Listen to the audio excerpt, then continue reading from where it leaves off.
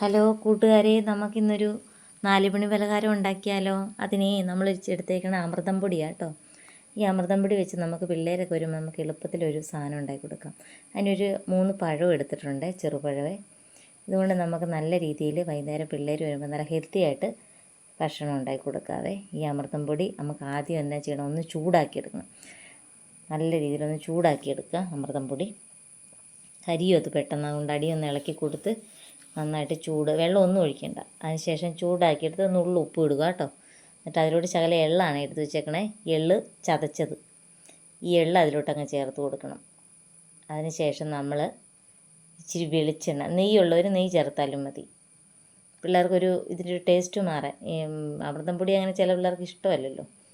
ഇപ്പോൾ കുഞ്ഞു പിള്ളേരുടെ കാര്യമല്ല കേട്ടോ ഞാനീ പറയണത്, സ്കൂളൊക്കെ വിട്ട് വരുന്ന പിള്ളേരുടെ കാര്യമാണ്. അതിലേക്ക് ഈ പഴം അരച്ചത് നമ്മളങ്ങ് ചേർത്ത് കൊടുക്കണം. പഴം അരച്ചതേ, ചെറുപഴം, അതും കൂടി അങ്ങോട്ട് ഇട്ടിട്ട്, അതെ പഴം അരച്ചതായതുകൊണ്ട് അത് ചാടാൻ പാടാട്ടോ. അപ്പോൾ നന്നായിട്ട് വടിച്ച് അതിലോട്ട് ഇട്ടിട്ട് നമ്മളിതെല്ലാം കൂടി നന്നായിട്ട്, വെള്ളം ഒന്നും ചേർക്കാതെ നന്നായിട്ട് കുഴച്ച് ഉരുട്ടിയെടുക്കണം. ഇത് നല്ല ടേസ്റ്റാണ് കേട്ടോ ഇത് കണ്ടോ, ഞാൻ ഉരുട്ടി എടുത്തേക്കണാണേ. പിന്നെ ഇവരുടെ കൂടെ ചായയും കൂടെ മതി, ഇവർ കഴിച്ചോളൂ ഇത്. അപ്പോൾ എല്ലാവരും ഒന്ന് സബ്സ്ക്രൈബ് ചെയ്ത് സപ്പോർട്ട് ചെയ്യണേ. Bye bye.